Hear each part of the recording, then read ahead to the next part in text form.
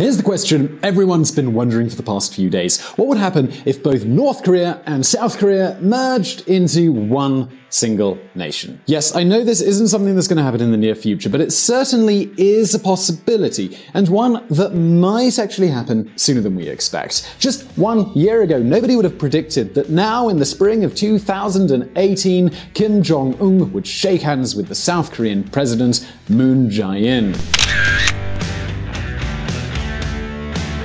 So what would a Korean reunification look like? The truth is, there is historical precedent for all of this. Yes, my dear viewers, of course, I'm talking about German reunification. As you may remember, Germany used to be divided into two separate countries, an Eastern Bloc with a socialist communist regime, and the Western Bloc with a capitalist system. Then the Berlin Wall came down, and East Germany was absorbed by West Germany. And since then, the government has spent lots of money so that the Eastern Germans can enjoy a similar lifestyle to the wealthier Western Germans. Many experts consider this a success story. Some of them claim that this could be a model for what the integration of North and South Korea might look like. I mean, think about it. In both cases, there's capitalism and socialism. In both cases, one side is poor while the other side is wealthy. And in both cases, they share a common language, common history, and a common culture. But now the question is, was the German reunification as successful as it looks on paper? Can we say East Germans today are doing as well as their Western neighbors? Well, the answer is no. Even in soccer, we can see small differences. Since Germany was reunited, there have been no Eastern teams in the Bundesliga since 2009. The Western teams still dominate the national sport. In fact, there is only one East German team in the Bundesliga, the RB Leipzig, but it's just one team in a soccer league of over 18 teams. And the same applies in economics. But where the differences turn more scary is when we talk about politics. For example, in the last election, the radical right-wing AfD has entered the parliament as the third largest party. This radical anti-immigrant and Eurosceptic party has gained the majority of its vote from regions in the former East Germany. This has marked the first time since 1961 that a far-right party has had this kind of presence in German parliament. And that, to viewers, is actually pretty frightening. Revenge of the East? How anger in former GDR helped the AfD. So the real question here is this. Is the process of reunification done? What can we learn from Germany that could be applied to North and South Korea? Well, today we are going to answer this question, but before we do, let's take a look back at the history. To the victors go the spoils. After its unconditional surrender, the Allies divided Germany into 4 military occupation zones. Britain in the northwest, France in the southwest, the USA in the south, and the Soviet Union in the east. There's a lot more we could say about this time, but we're not going to go into every little detail because, well, if we did, you'd be staring at my face for a couple of hours. But suffice it to say that from 1949, Germany was transformed into two different countries. West Germany, officially known as the Federal Republic of Germany, with Bonn as its capital, and East Germany, whose official name was the Democratic Republic of Germany, with its capital in East Berlin. So East Germany was the communist region, while West Germany became the embodiment of its capitalist occupants. While West Berlin started to look more and more like a big city would in the United States, East Berlin became Moscow's carbon copy. According to East Germany's first constitution, its citizens enjoyed certain basic rights, even the rights to strike. But in reality, there was little freedom. All policy-related matters were decided by the Politburo, the executive committee of the Socialist Unity Party, and the main and almost only source of information in the country was directly financed by the only party. Here's a great example of just how unbiased it was. New Germany, the central organ of the Socialist Unity Party, celebrating 100 years of the Communist Manifesto. East Germany's economy, as you may have already guessed, was centrally planned and almost completely owned by the state. The central government set the price of housing, basic goods, and even services. So basically, every year the government would publish a list with the mandatory prices of every basic good you'd want to buy. A bread roll, 5 marks, 1,000 marks for a Sony Walkman, and so on and so forth. Even if you had the money, there were waiting lists in place for goods like cars and electronics. I mean, who really wants to wait 10 years to get a Trabant car? Take the unemployment generated by the strict price control, take all of those empty supermarkets, take the scarcity of primary basic goods and pair those with elements like a low birth rate, and guess what you get? You get lots and lots of people who want to escape East Germany. So what did the Eastern government do about this? Well, they built a wall to stop people leaving the country. In order to justify this move, the official state propaganda claimed that they were building the wall to protect their country from fascist infiltration, but the actual reason was exactly the opposite.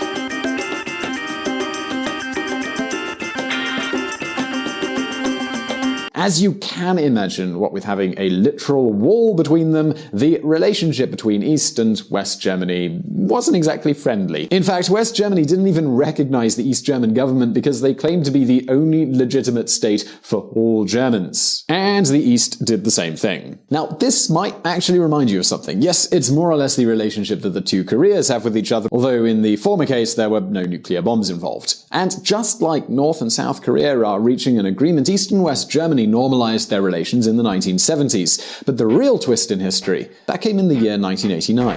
Mr. Gorbachev, tear down this wall.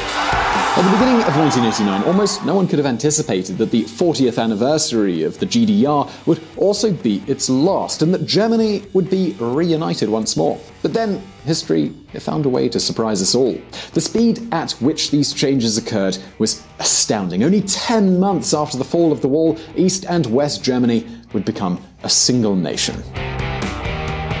The new Germany is here, Secretary of State James A. Baker III said. Let our legacy be that after 45 years, we finally got the political arithmetic right. 2 + 4 adds up to 1 Germany in a Europe whole and free. But make no mistake, this was not a merger between two countries. This was a complete absorption. Basically, on October 3rd, 1990, East Germany disappeared as an independent country and became a part of West Germany. And this was definitely a good move, but it did have some downsides. Reunited at last. So, the two states were one once more, but not everything was exactly sunshine and rainbows here. While West Germany was extremely wealthy and had high productivity and was very industrialized, East Germany was the opposite. The Soviet-controlled state had lower productivity, less wealth, and a totally different political system. Again, this was a very similar starting point to that of North and South Korea, although less extreme. For the process to be successful, the two states needed to somehow find a way to unify their two completely different structures. So, now the question probably in your mind is, well, what exactly did they do? Well, basically, West Germany exported all of their laws, their taxes, and their regulations to East Germany.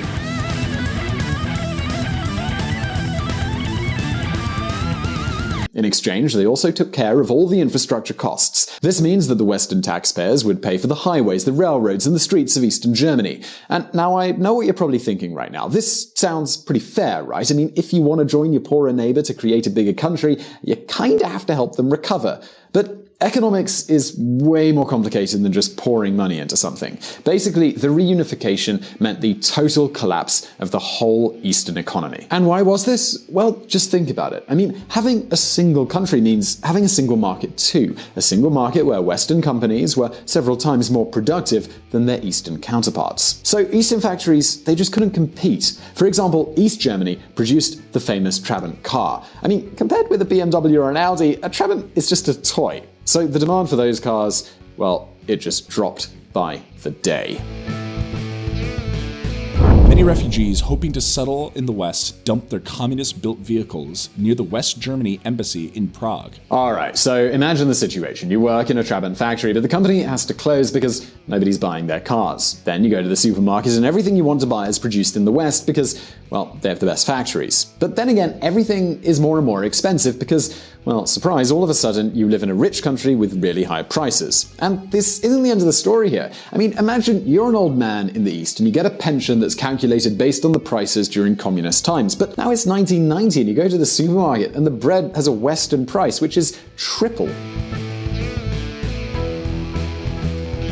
I mean, you can probably see where I'm going with this. Young people, at least they could emigrate, and believe me, they did. But what could the elderly do? And just hold on a second now, because on top of all that, we had the currency exchanges. You see, the two countries, they're different currencies with different values. So how did they make it work? Well, the finance ministers of Eastern and Western Germany, they met in a room and they decided on a fixed exchange rate between the West German mark and the East German mark. The public demanded a 1-to-1 exchange, and on July the 1st, 1990, the banks in the former Eastern Germany provided people with the unbelievable exchange rate of 1-to-1.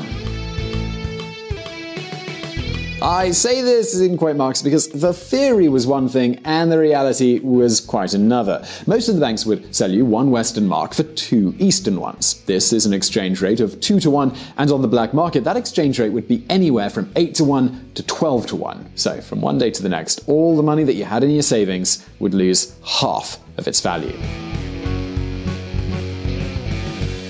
So now you might be wondering, well, what did the German government do to manage this situation? Well, the answer is subsidies, and a whole pile more subsidies. West German taxpayers paid medical bills, infrastructure, and they were doing everything they could to prevent Eastern Germans from migrating. We're talking about almost $70 billion every single year since 1990. That is the equivalent of organizing 4 Olympic Games every single year.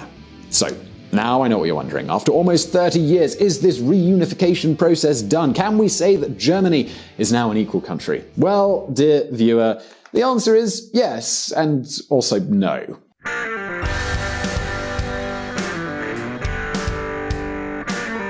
Together but not mixed. According to one study, a good share of Germans state that they wouldn't marry somebody from the other Germany. 3/4 of the German population think there are still different mentalities between the East and the West, and 10% of East Germans have never once traveled to the other side.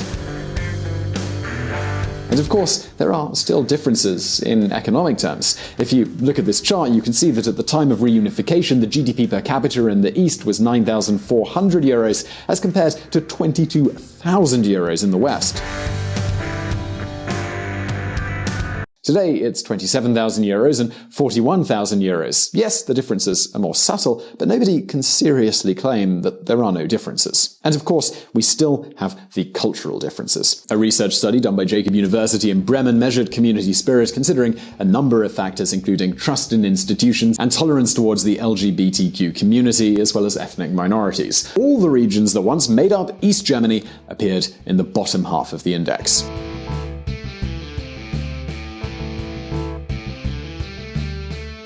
And finally, we have the political differences that we can see in the latest elections. Eastern Germans voted for AfD, a far right-wing party, and Die Linke, a far left-wing party, while Western Germans chose more moderate candidates. This divide in the polls shows how, still to this day, Eastern Germans are heavily influenced by Russian politics. This is important because one day Eastern Germans could hijack German politics and destroy that sense of German moderation. Now, going back to the case of North Korea, imagine what would happen if North Koreans kept voting for communist parties. All of a sudden, you have a leader like Kim Jong-Un making decisions that also affect South Koreans, which kind of sounds pretty scary. Now, of course, there are many bright sides to the German reunification. And as we've mentioned in many of our videos here at VisualPolitik, Germany is still a model for other countries. But as we always say, not everything is perfect, and if there has to be a Korean reunification one day, it will not come without risks. But now it's your turn. Do you think that Eastern Germans could radicalize the political debate in Germany? Do you still feel that German reunification could be a model for the Korean Peninsula? Well, please leave your answer in the comments section below. And of course, don't forget to visit our friends from the Reconsider Media podcast. They provided the vocals in this video that were not mine. And if you like this video, we publish brand new ones every week. So hit that subscribe button and you won't miss a single post. And as always, I'll see you next time. And if you want to learn more about politics and hear even more of my lovely voice, you can join us at Reconsider Media. We have a podcast at reconsidermedia.com/podcast. See you there.